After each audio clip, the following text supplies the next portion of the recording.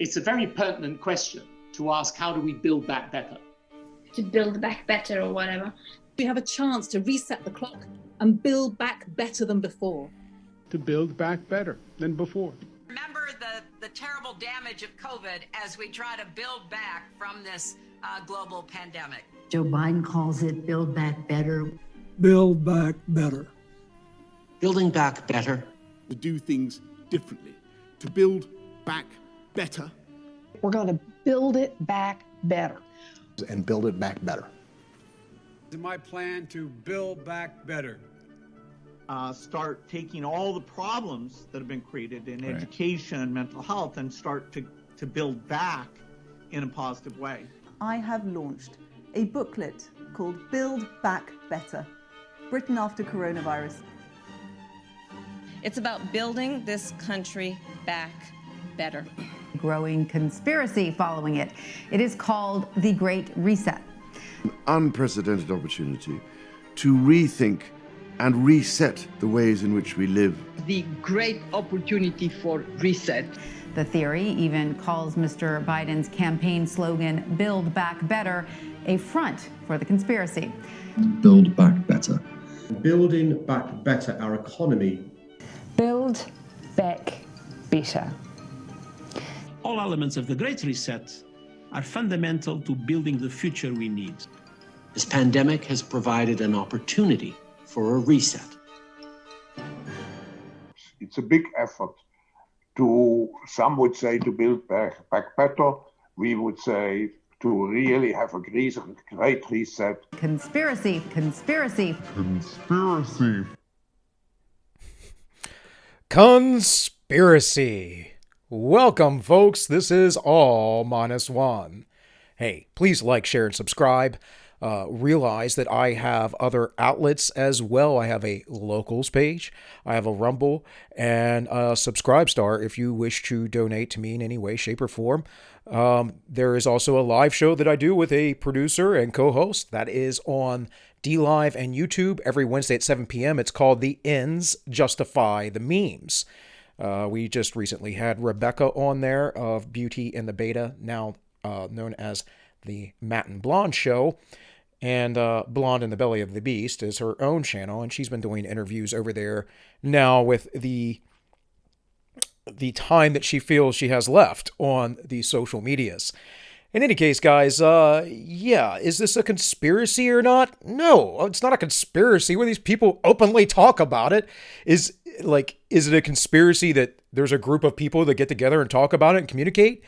Well, yes, just like it's a conspiracy when my daughter, my wife, and I decide what to eat for dinner. That's called a conspiracy, folks. We conspire together to go make dinner or go out to eat or wherever.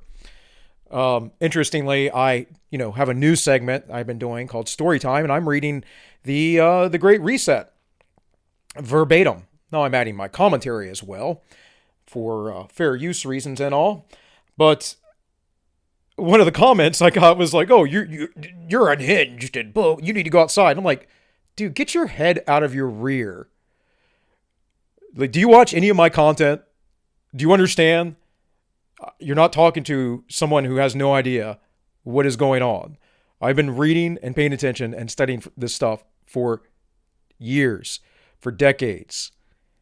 This goes way back. It has deep roots.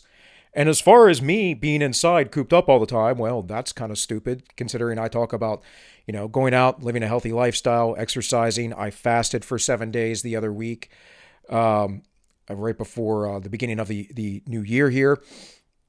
Actually did a, 36 hour water fast during that period. Short one, but yeah, did that too. Also went on little mini hikes during that period with about 30 pounds on my back. About to go train with Elliot Holson, Navy SEALs, work out like every day. I'm a pretty active guy. Now, I used to be more active when I was younger. But yeah, I don't need those kind of comments, folks. You're not doing anything. You're not helping. You're just being a keyboard warrior. Go make something of yourself. Go speak up. Or give me something constructive. You don't like my content, don't watch it. It's pretty simple. It is pretty simple. In any case, let's get into this whole thing of building back better. So today, the goal is to cover some of the agendas. Now, I'm going to look at the World Economic Forum here.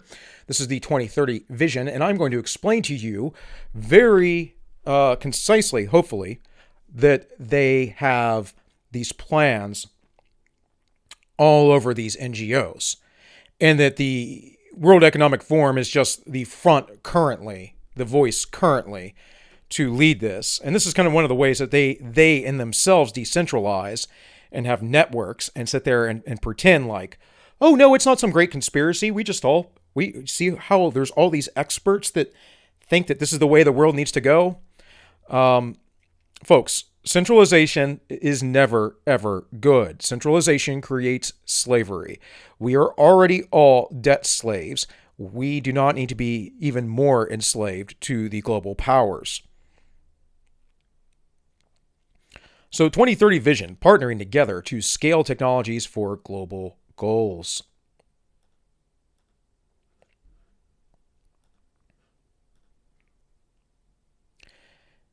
This is the 2030 Agenda for Sustainable Development, set out 17 global goals to facilitate equal, sustainable, and inclusive growth across the world while promoting peace. I want you to take note of those words, because those words reflect in every single NGO that has the exact same goal. And when I say NGO, I mean non-governmental organization. But these NGOs are the ones that actually dictate policy. They're the ones who are actually controlling things behind the scenes. It isn't your puppet president, Joe Biden. It's not him, and it's not Kamala Harris. See, those folks get the money and the prestige. But the folks behind the scenes are the one dictating how things are to operate.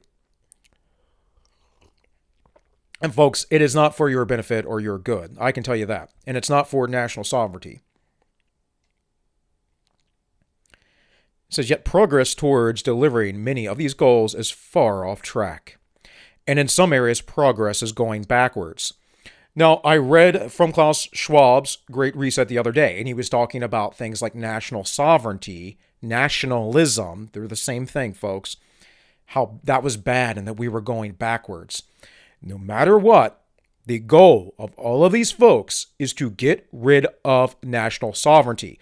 We will merely become territories. That's why it was such a big deal that the UK left the EU. Brexit was a huge deal because the EU was essentially dictating to them how they must live. And it was never meant to do that. And that's always what they say. Hell, that's what our Constitution said originally. If you ever took the time, which you should, to read the Federalist and the Anti-Federalist papers, I will probably return to those some days. In the past, earlier on in this channel, I've only been at this for about 6 months, guys, but I do put out a good bit of content. Earlier on, I was covering more historical perspectives of the day of classically liberal-minded folk. And when I say that, classically liberal-minded folk were those folks who said, let men be free to do the things in which they wish to pursue.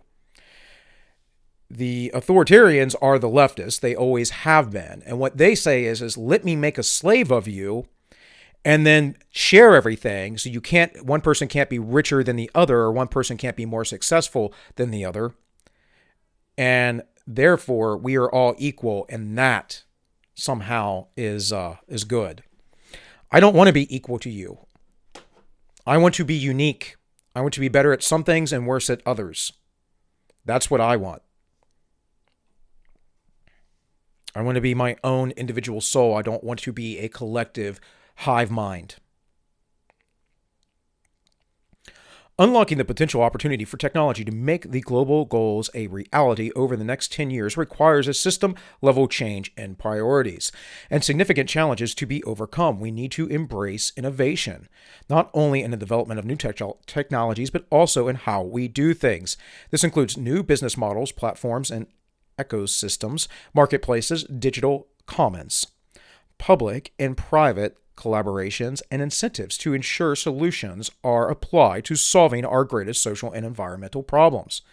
No, we don't need any of this. We need the system to organically grow as it does, as it always has. Because when you start dictating, when you start over planning, you start over focusing and collaborating and saying, this is the way it's going to go, you are engineering weakness into the system. This is historically and philosophically correct. This is the way it works. This is psychologically correct. Have you ever gone through some sort of mental breakdown, a terrible time in your life, an identity crisis? I've personally experienced this. It was more than 10 years ago, but I certainly experienced this. You do that. You go through that psychologically, spiritually, because you haven't diversified yourself. You're a one-trick pony. And in my circumstance, that one trick was I was dad. I was dad. I had stepkids. I was dad. I didn't know what to do. I know that I was in a very poor marriage that was just very traumatic and not good. And I was not being a good dad anymore because I didn't have the emotional wherewithal to go about and do that. I was depressed quite often. So I changed my life with that and, tried to leave an opportunity to reconcile, but that did not work out. And the first thing that she did, which I knew she would, was take the kids that I raised for 8 years away from me. And that made it difficult for me to know what to do. And I turned elsewhere. I turned to my own social life. And I shouldn't have done that. I should have focused more on my daughter. Although I did focus on my daughter and did have custody of my daughter and whatever else. But again, those are my sins. Those are the things that I've gone through. Those are my challenges. And what I'm trying to tell you is that's because I had allowed myself to be broken down into a singular thing. See, I had become a slave, if you would, because the only time you do not want to have someone diversified, you don't want them to be a polymath, to think multi-dimensionally, to be skilled in various fields, is when you wish to enslave them, when you wish to break them down. And that's why I don't like centralized planning. And that's why I think that these things should grow organically instead of being directed from the top down.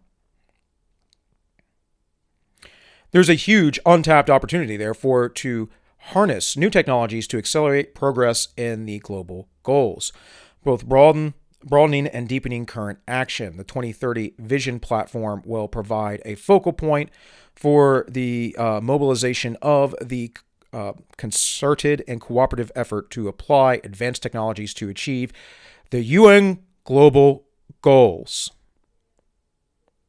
There it is. UN global goals 2030.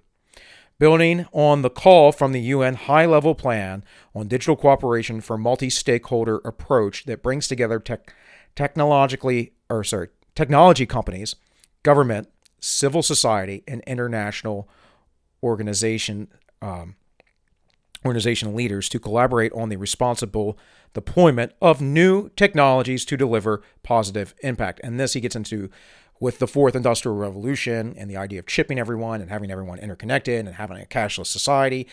And it's the same ideas that get repeated over and over and over again. Look, folks, you either are a slave to this world or you are a slave to the highest of powers, and that is God. There is no in between. There is a black and white in this matter. There are many gray areas in life, but not in this matter. Now, perhaps you do not believe, and that is fine. Take what I have to say with a grain of salt still, because I am here to warn you about what is coming for you. And some of you may enjoy it. Some people enjoy slavery. Go read Uncle Tom's Cabin. The bad guy wasn't Uncle Tom, by the way. That's not a racial slur. I can't remember who the bad guy was, but he was a slave who basically sold out the other slaves all the time. That was the narrative and the story. So anyways, I could go on with this, but what I want to show you is some UN articles or other NGO related articles. But first, let's go to here. This is OSNet Daily, and this little article here, it says, America 2050, the Agenda 21 depopulation of rural areas has begun. Now, this was released in August of 2014. And this is a person who is trying to wake folks up and saying, hey, look what's happening here. Look at how we're starting to cluster together. I mean, I live in this region here, this tri-state, it's almost a quad state area of Virginia, West Virginia, Maryland, and Pennsylvania is pretty easy to get to as well. In fact, I could be in Virginia or I could be in Maryland in 10 minutes, Virginia in about 10 or 15 minutes, and Pennsylvania in about 10 to 15 minutes. It's not hard. And I can tell you that the closer you get to DC, the greater the urban sprawl is. You have to get about 60 miles, not quite that. It might be 40 miles or so, but you have to get quite far out from DC before you start getting into urban territory, into rural territory. Most of the U.S. is not populated. It is these very, very tight sectors. Anyways, let's read a little bit. It says the plan is called America 2050, and the concept is based on the creation of megacities. In order for the megacity concept, which is well underway, to come to fruition, American suburbs and rural areas must be completely depopulated. Now, I don't think the suburbs is part of this. The suburbs will be part of this urban sprawl. They already are. The rural areas, though, that is something else. This process is underway, and the Obama administration is accelerating the process. This will come as a shock to many reading this article because they did not learn of these events from Fox or CNN. However, in actuality, the process of moving the United States toward a complete Agenda 21 style of total urbanization has already commenced, and it began nearly 20 years ago. In the case of total urbanization, the United States is in the process of dividing the country into 11 large, densely populated urban centers. The concept, which will be the subject of a future investigation, will explore this in-game strategy of the globalist, which will depopulate the American suburbs and the rural area. The concept is called megacities, and the framework was laid back in 1994 when the United States became the official participant in the North American Free Trade Agreement. And guys, wait for Joe Biden to get back into that. They were going to build a NAFTA superhighway. They were talking about unifying Mexico and Canada. This was on Lou Dobbs, guys. Lou Dobbs covered this. They wanted to bring out the Amero. It just didn't quite work out because too many people were like, hey, this is crazy. No. But what they do with these things is they push it out a little bit, and they push it out a little bit, and they desensitize folks over time. And it's a feeler. It's a feeler to tell how the public will receive it. And much of the public has their eyes closed and their head in the sand. You know, most people aren't like me who are absorbing 8, 10, 12 hours of information a day. You might say, Bill, how do you do that? Well, I'm not sitting in front of my computer all day, guys, but I'll turn on my TV and listen to something while I make food. Or while I work out, I'll have my phone with me, right? I can listen to a podcast or someone like Tim Pool covering the news. I can go back and look, especially if it's a particular article, and look at it myself. You know, if I chill out in the evening, I have a couple beers, not always, but often. What do you think I'm listening to? Now and again, I'll watch, The Mandalorian or something. I mean, I'm human. I like my entertainment, but I don't do a lot of that, guys. So it says NAFTA was the liberalized trade agreement between Canada, the U.S., and Mexico. Under NAFTA, farmers' income in all three countries has plummeted, and the millions of small farmers have lost their land, while agribusiness corporations, large government-subsidized corporate farms, have reaped huge profits. By the way, that is something that was set up under the FDR administration, under the New Deal. They are multi-million-dollar industrial farms that are subsidized by the government. This, my friends, is part of the planks of communism. I did an episode on that. It Says NAFTA was the beginning, yada, yada, yada, goes through this whole thing. I don't need to get into it. Go find the article. America 2050, the Agenda 21 depopulation of rural areas has begun. I might not agree with everything in this article. You might not either, but it's information. It's a nugget of information, and that's what you all need to start understanding is you have to be able to pick out the nuggets and sift through the nonsense. Here's some nonsense from USA Today. This is fact check. UN Agenda 21 2030 New World Order is not a real document. Okay. This was from July 23rd, 2020. Now, why were people talking about this? I can tell you why they were talking about it, because the Great Reset stuff, the Davos agenda. That's why. Because of videos like this one I just played you. And some people, you know, I watched a Great Reset video the other day on YouTube, and it was like completely benign, and they were like, oh, this is great. This seems awesome. I'm like, no, dude, not awesome. Like, do you understand economics? The reason why the world is so economically screwed up is because people keep messing with it from the center. They're messing with it from the top, and they're wanting it to go out. It's this Keynesian idea that we can do whatever we want with money. We make the money, we who are in charge, and it's not allowing the natural values of markets to work, the natural products of markets to work, the natural functions, the natural human interactions. It's also why we are constantly concerned about who the president is and the economy, and the president has very little to do with the economy unless they deregulate through essentially not enforcing whatever regulations are on the books. The claim the United Nations will establish a new world order under its Agenda 21 2030 mission goals. Is a new world order part of the UN plan? There is evidence that the claim has circulated on social media for years, but a May repost by Facebook user. Okay, whatever. One Facebook? Okay, shut up. I hate when organizations do this. I actually like USA Today generally. Their fact checks aren't that great always. They're definitely biased, but they tend to be a little bit more objective than some bigger outlets. Over 20 goals comprise the New World Order, and will focus on parts of its Agenda 21 2030 mission goals, according to the claim. Okay. This is not a conspiracy theory, the gentleman said. It's not a conspiracy theory. Agenda 21 was one of the several agenda items from the 1992 United Nations Conference on Environment and Development in Rio de Janeiro. The agenda included 31 items addressing global, social, and economic dimensions, conservation and resource management, role strengthening for women, children, and workers. What do you mean role strengthening? What's that about? That's social engineering, my friends. The government shouldn't be telling you how to act within your society. Women, children, and workers. Yeah. That's commie talk. As well as proposed methods of implementation.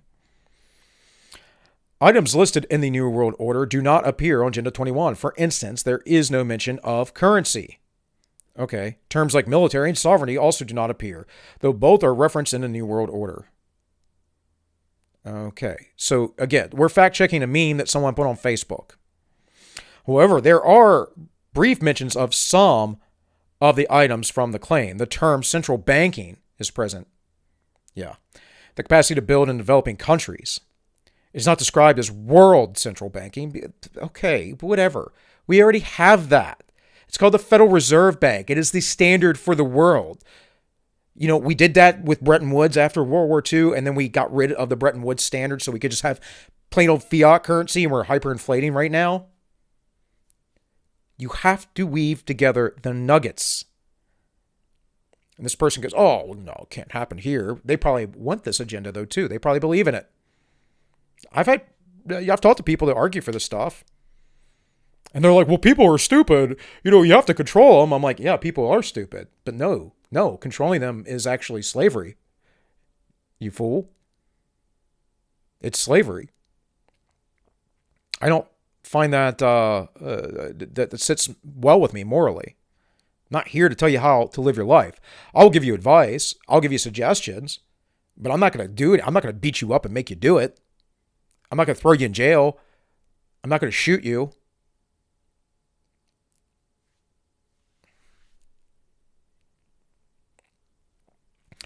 Property rights are also addresses regarding protecting women's rights to property, but not an end all privately owned property. I can tell you this right now from Agenda 21 and all these resolutions, the way that your house is constructed, influenced by it, guarantee it. The way that you have zoning laws in many of your counties and cities, influenced by it, 100%. So here, the Agenda 2030 for Sustainability Development is a resolution adopted by the UN in 2015. And the 17 goals over these 15 years, it's supposed to be, right, 2030. Agenda 21 means 21st century. They wanted these goals by the 21st century. Didn't quite happen. So they're going to push forward some more. And that's what the Great Reset's about. It's kind of, again, a rebranding. In all poverty, in all forms, everywhere. Impossible. Impossible. Poverty is never going to be eradicated because the folks that have power will always maintain their power through manipulation of the currency and the food and whatever else. And also, you know, from a biblical perspective, he said the poor will always be with you. It is an individual, decentralized responsibility to take care of those folks, not the governments. In hunger, achieve food security and improve nutrition and promote sustainable agriculture. Again, never going to happen. And I'll tell you why. Because these organizations like centralized authority. They're commies. The UN, I don't know if they've ever sanctioned Venezuela. I don't know if they sanctioned China because there seems to be a lot of favoritism towards China. Look into it. Look into the UN corruption with China. Look into their corruption with the warlords in Africa. Look into it, folks. Ensure healthy lives and promote well-being for all ages. How? How are you going to do that? Ensure inclusive and equitable quality education and promote lifelong learning opportunities for all. There's that equitable thing again. Inclusive, equitable. You notice that language? Who uses that language? Achieve gender equality and empower all women and girls. This is about female superiority. The idea of feminism is about female superiority. Let me say that a third time. The idea of feminism is about female superiority. If it was not, we would just call it egalitarianism, allowing women and men to do as they please and being equal under the law. I agree with that. Feminism is about superiority, folks. The first wave, they just wanted to be able to vote. The second wave, they just wanted to be able to go out to the bar by themselves or do whatever they wanted without having to have men escort them or have curfews. The third wave is all about communism. This is how this works. It is the slippery slope. And I know some of you out there go, but Bill, that's a fallacy. No, it is not. The slippery slope is only a fallacy if you cannot connect the dots between point A to point B. I have some education, some college education in social sciences, of course, a lot of personal education as well. And I can tell you, I have books, textbooks, that talk about this very openly in the radicalized forms of feminism. It's about making women superior to men.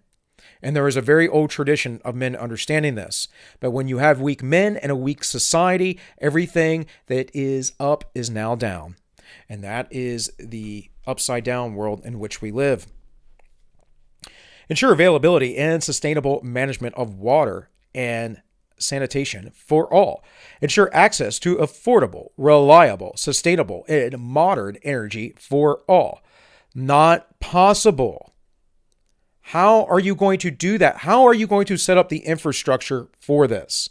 Especially when you want to end fossil fuels. How are you going to get food to everyone when the vehicles that harvest the grains that you push in your globalist agendas instead of meat, the vehicles use fossil fuels. Well, I know what'll happen. Everyone will get called into the cities, and they won't be able to allow to have cars unless they're very rich and can pay the carbon tax. And then the governments will subsidize those farms, and very few people will run those farms because it will all be run by machines. Bill, that's crazy. That's sci-fi. No, it's called being a futurist and making a prediction. And with the technology that we have today, that's exactly what they'll do. See, folks, I'm not anti-technology. I'm anti-technocracy. There's a difference. And with technology comes responsibility. Social media is a novelty. There is a responsibility in how you use it to yourself and to others. And what we are seeing is that social media is making people mentally ill. It's creating a huge amount of anxiety. And it's also being used as a tool of the smear merchants and the propagandists. Promote sustain, inclusive, and sustainable economic growth, full and productive employment, and decent work for all.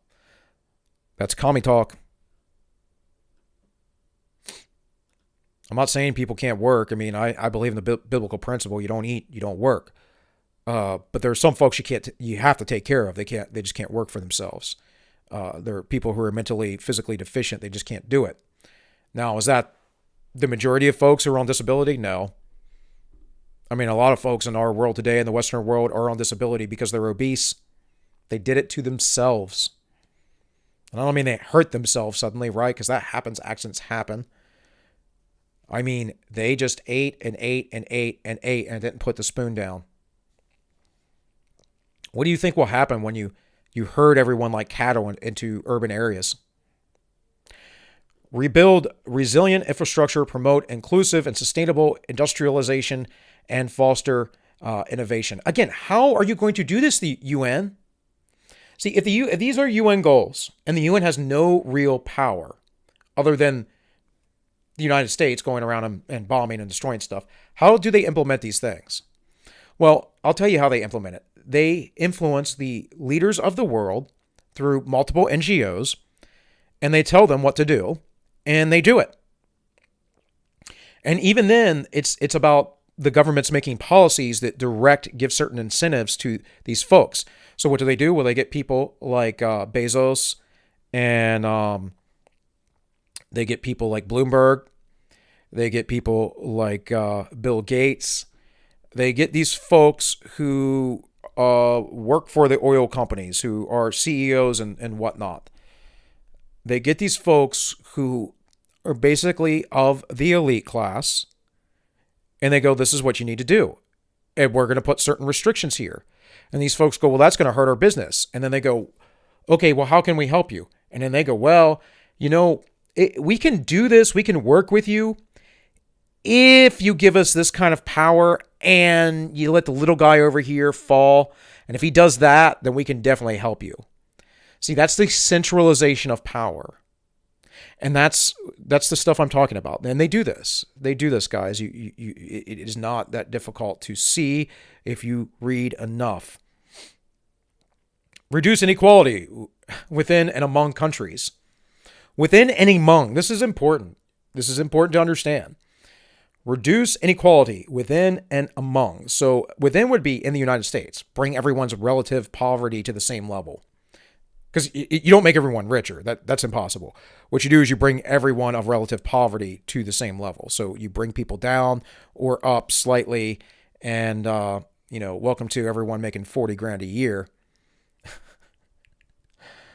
Which, I mean, is a good living, but if you have a family of 4, it's rough. But if you make $33,000 a year in the United States, you're in the top 1 percentile of all income earners. And that is adjusted across all forms of money, all monetary transactions. If you make $33,000 a year, top 1% of wealth. In the United States, what the top 1% of wealth is, it kind of depends on the city because of your cost of living. But it's somewhere between, $300,000 to $450,000 a year. That's like your doctor. That's like your doctor with his own private practice, or a surgeon maybe. That might be a guy who runs a construction company. Like builds local homes or whatever.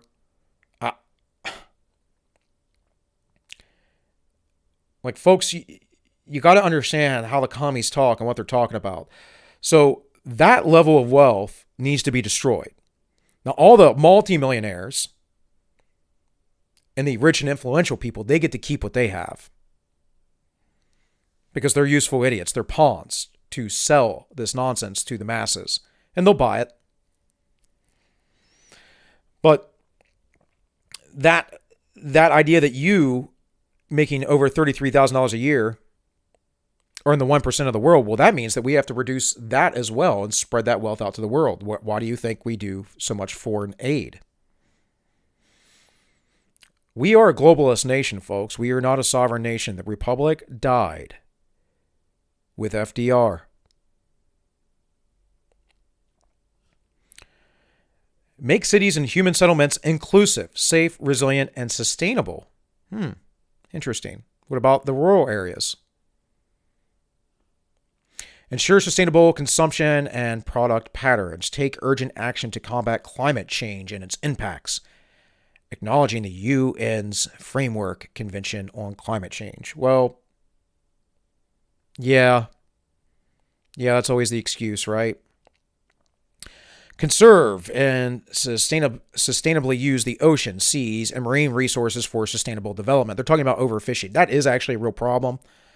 But we are working on that. And again, technology, the organic development of technology, people problem solving, the increase of the population, the more people we have, the more likely that it is that someone will be born to help solve these problems, or people will get in groups to solve these problems on a individual level, on a company level, not a top-down level. It will be decentralized. These folks don't think that way. Protect, restore, and promote sustainable use of terrestrial ecosystems. Sustainably manage forests.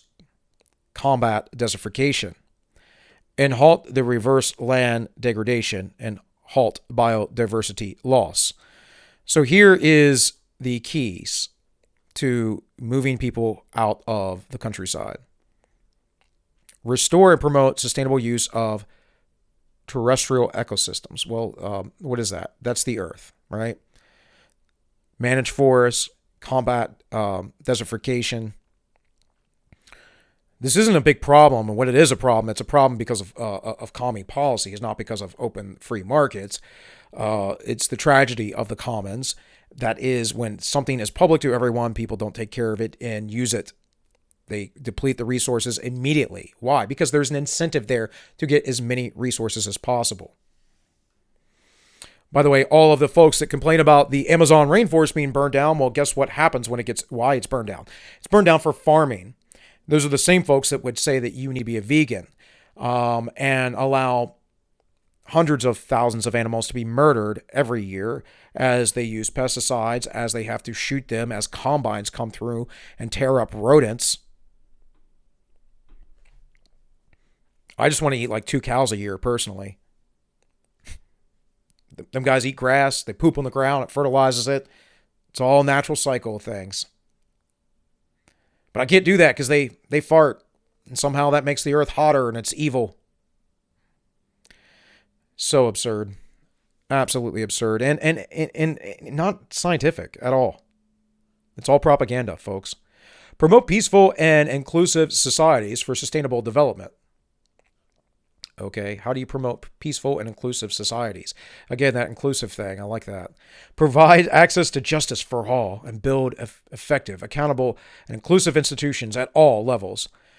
Did we do that in Libya, where there's an open slave market right now? Go buy a man for like $400. Strengthen the means of implementation and revitalize the global partnership for sustainable developments. And it goes in here words like one world, currency, military, 5G. Well, yeah, because those things are inferred. They're inferred, folks. So here we have directly from the UN's website. Now they have lots of little rabbit hole things. This is a 2018 revision. This is the world cities. I'm probably going to break this up into 2 parts today, folks. So I'll probably record a little bit, post it, and record a little bit more, so it's not too long to get through. But here is the PDF. It is one of 34 pages. The World Cities in 2018. And this is a data booklet looking at how the cities work, the populations, all that stuff. Now, there is a bigger report that you can find.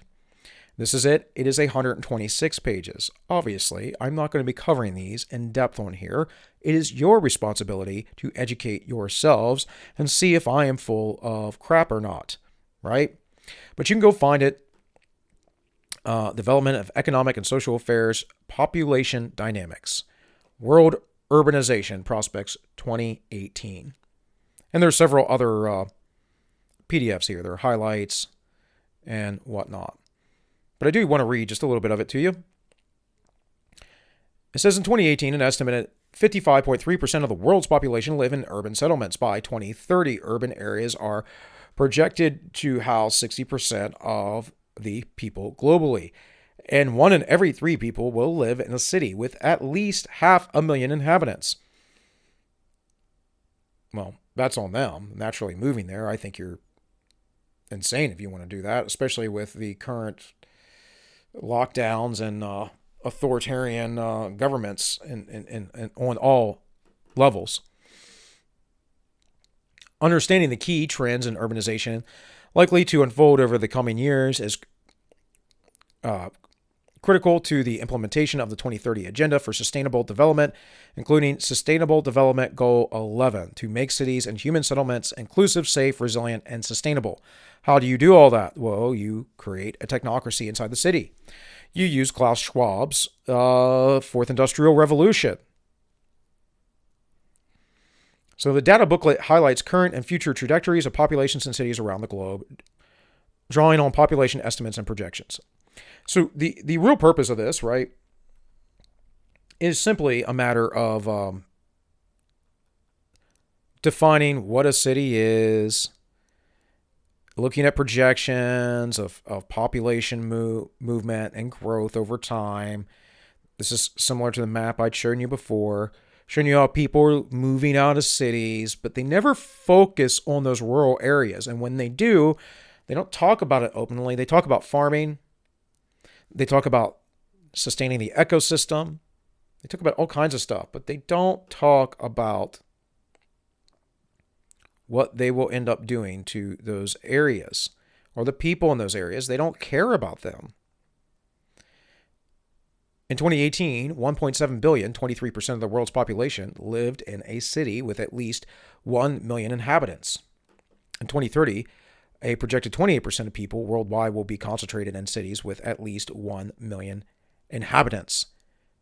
Between 2018 and 2030, the urban population is projected to increase in all size classes, while the rural population is projected to decline slightly. Rural areas were home to 45% of the world's population in 2018, a proportion that is expected to fall to 40% by 2030. A majority of people reside in megacities. That is 529 million, represent 6.9% of the world's population in 2018. Yet this, as these cities increase in both size and number, they will become home to a growing share of the population. In 2030, a projected 7,520 million people will be living in those cities with at least 10 million inhabitants, representing 8.8% of the populations. And they're just, again, projecting the growth. This is why if we go back to this first article I showed you, though, it's talking about 2050. It's projecting further out. But the idea of the Great Reset and all this is that they have the basic plans put into place in those times. Now, if you see where the majority of the world's population is, like this is obvious if you know anything. There's 1 billion people in India and there's 1 billion people in China. There's 1 billion people in the entire continent of Africa, which is huge. There's 1/3 of a billion in the United States. We have probably about 350 million. They'll tell you 320, 330, but you have to account for the illegal, undocumented immigrants. So these folks here, they want to essentially continue to move into these populated areas because there's already infrastructure there, and there's already suburbs, and they're already really crowded. And so there's no reason to work on these areas that are largely open, right? There's no reason to say, let's develop these places now. No, not when your whole goal is sustainability and actually depopulation. Because again, they are all Malthusians. And Malthus was an idiot. I mean, yeah, you could say he had a real concern, but we gotta look at, like, you do realize human beings survive. We problem solve, right? So this looks at different cities. Let's look at like Japan, Tokyo, and how Delhi is out surpassing that. Interestingly, too, I mean, Japan's very crowded for space, being a little island that it is. Most megacities are located in the global south, and these certain areas here, new megacities, 2018, new megacities coming up here. But again, these bands, these regions, all this area, right? All this great wide open, all the great open land of Russia, probably Australia too, they want to get people away from. China has a lot of land as well. A lot of it's very difficult to pass. So again, this is just basic data. Who lives in what cities, all this stuff. This is the stuff the UN looks at. And then it's like 52 cities have experienced population decline in 2000. In some cities, the population decline occurred in response to natural disaster. This has been the case, for example, in New Orleans, the United States, which lost population after Hurricane Katrina in 2005. Well, why? Because the city did nothing about that. They put a bunch of red tape down. They knew that their levee system was bad, and they allowed it to happen. And then the Democrats took the opportunity to blame George W. Bush, which is just par for the course, folks. I mean, Bush was a globalist, but they like to pretend like they're fighting a real bad guy. Really, Obama did not anything different. You know, the Obamas and the Bushes are close friends, right? You do understand this. Economic contraction has also contributed to population decline in some places. For example, Buffalo and Detroit, both located in the United States, experienced population decline associated with the loss of industry and jobs. Actually, this is huge in Detroit. This is huge all over big cities. Baltimore is going through this. I'm rather fond of Baltimore, having been a Marylander. And most of Baltimore is horrible, but it is has a nice little inner harbor downtown kind of scene, and there are other places that are decent, and it's just absolutely destroyed and dilapidated. And from what I understand, has gotten much worse since the coup. And it talks about the natural disaster potential and so forth. Let's see, where am I at here? I'm about at 50 minutes. So what I want to do, guys, is I want to come back. This is the Department of Economics and Social Affairs Against Sustainable Development, Multi-Stakeholder Partnership and Voluntary Commitments. And I want to come back starting with this, and I want to compare this with what Klaus Schwab has written here, or his folks. And that way I'm not going too long in the tooth, because I have a lot of articles. Mostly from their own websites, but just things to show you. Like, this is where you can go source this. You can go look it up. You can start seeing. The best thing for you to do really is to watch what they say, because they admit, like, openly what they say. In their writing, sometimes it's a little cryptic. But I want you to do that homework for yourself. I will go and take you so far. But please, guys, with all that, like, share, subscribe. Go check out my locals. Go check out my Rumbles, all minus one. If you want to help me and my family out, you can go to Subscribestar. I've created different tiers now. I probably won't post over there much, but I might make some special content for you all. If you, one of the subscriber tiers, I suggested doing an AMA. You can go over to DLive and watch my live show every Wednesday, or on YouTube, Wednesday, 7 p.m. Eastern. We do a live show, The Ends Justify the Memes. We just did one with Rebecca from Beauty in the Beta, or now rebranded as the Matt and Blonde Show. I'm going to have some other alt tech things going on. I kind of have them set up, just haven't uploaded to them yet. So look forward to that. I'll have the links in the description. Guys, with all that said, this has been All Minus One. And hey, you all be well.